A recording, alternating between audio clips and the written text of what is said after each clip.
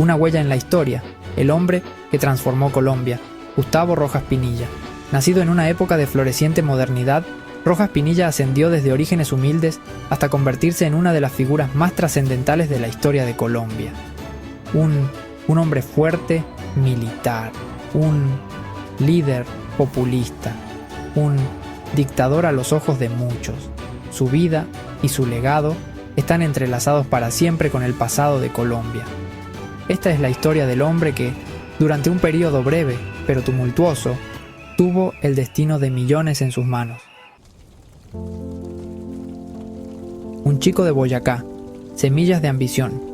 La historia de Gustavo Rojas Pinilla comienza en la pintoresca ciudad de Tunja, Boyacá, un lugar conocido por su rica historia y patrimonio cultural. Nacido en 1896, entró en un mundo que lidiaba con las secuelas de la Guerra Civil, una época en la que Colombia se esforzaba por reconstruirse y redefinirse. Hijo de un contable, recibió una educación modesta, pero imbuida de un fuerte sentido de patriotismo y disciplina. Su familia le inculcó los valores del trabajo duro y la dedicación. Incluso de niño, Rojas Pinilla mostraba un intelecto agudo y una sed de conocimiento. A menudo se le encontraba con la nariz metida en los libros, ansioso por aprender sobre el mundo más allá de su pequeño pueblo. Historias de héroes militares y relatos de gloria nacional cautivaron su imaginación, plantando las semillas de la ambición en el corazón del joven.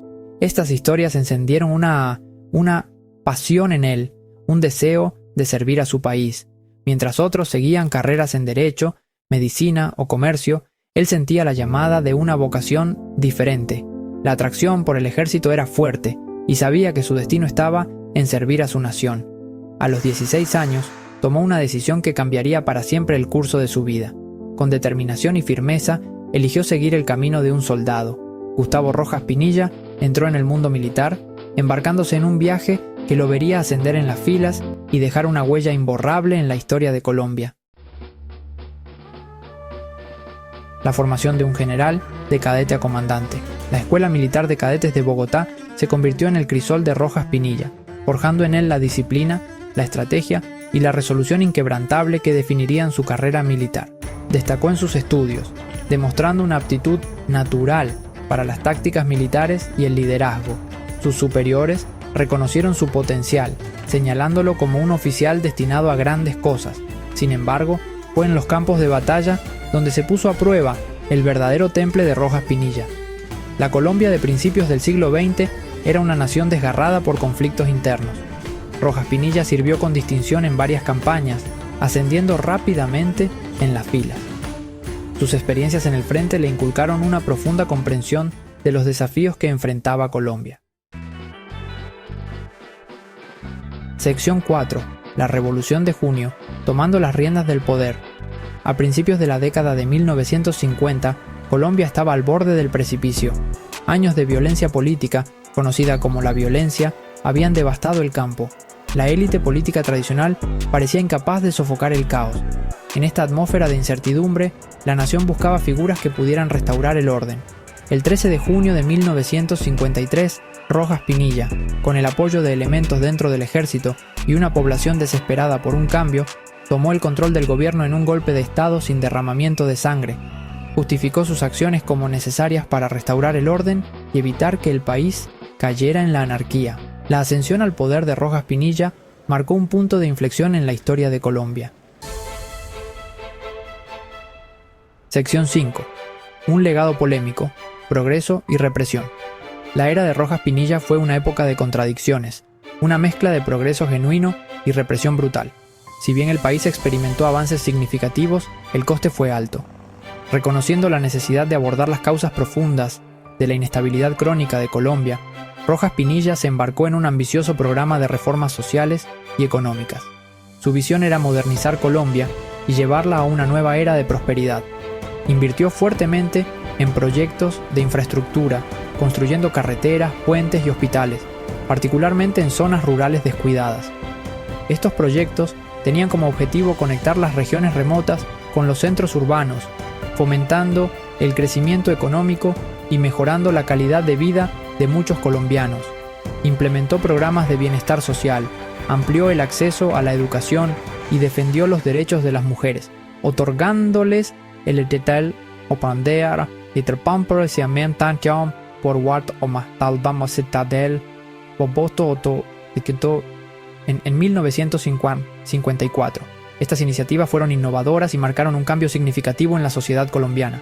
Sin embargo, estos logros se vieron ensombrecidos por la naturaleza cada vez más represiva de su régimen.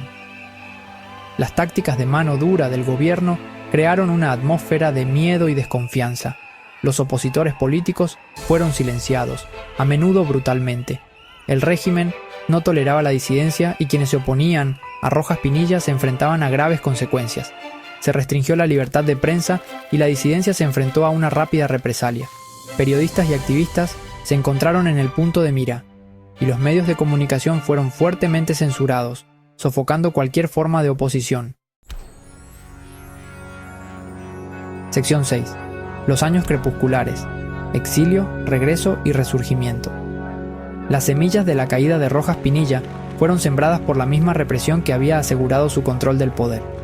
La brutalidad de su régimen, junto con los crecientes problemas económicos, erosionaron su apoyo popular. En 1957, enfrentando una creciente presión tanto dentro de Colombia como de la comunidad internacional, Rojas Pinilla se vio obligado a renunciar al poder. Se exilió, buscando refugio en España. Sin embargo, incluso en el exilio, Rojas Pinilla siguió siendo un potente símbolo en la política colombiana. En 1970, después de más de una década en el exilio, Rojas Pinilla regresó a Colombia. Formó un nuevo partido político, Alianza Nacional Popular, o ANAPO, y anunció su candidatura a las elecciones presidenciales de 1970. Sección 7. El legado del tigre. Una nación dividida. Las elecciones de 1970 fueron unas de las más controvertidas de la historia de Colombia. Fue una época de gran tensión política e incertidumbre, con la nación en vilo mientras se contaban los votos. Rojas Pinilla, a pesar de enfrentarse a acusaciones de fraude electoral, se proclamó vencedor. Sus partidarios celebraron, creyendo que su líder había ganado legítimamente. Sin embargo, los resultados oficiales declararon a Misael Pastrana borrero ganador, lo que desencadenó protestas generalizadas y acusaciones de robo electoral. Las calles se llenaron de manifestantes furiosos y la nación se sumió en el caos. La controversia en torno a las elecciones profundizó aún más las divisiones políticas dentro de la sociedad colombiana.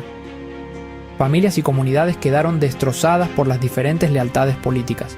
Rojas Pinilla murió en 1975, dejando un legado tan complejo y contradictorio como el hombre mismo. Su muerte marcó el final de una era, pero los debates sobre su impacto continuaron. Fue un líder populista que defendió a los pobres y marginados, pero silenció a sus oponentes y gobernó con puño de hierro. Sus políticas y acciones dejaron una huella duradera en el país. ¿Qué opinas sobre el legado de Gustavo Rojas Pinilla? Comparte tus comentarios a continuación y dinos qué otras figuras influyentes de la historia de Colombia te gustaría que exploráramos. Tus ideas y opiniones son valiosas para nosotros.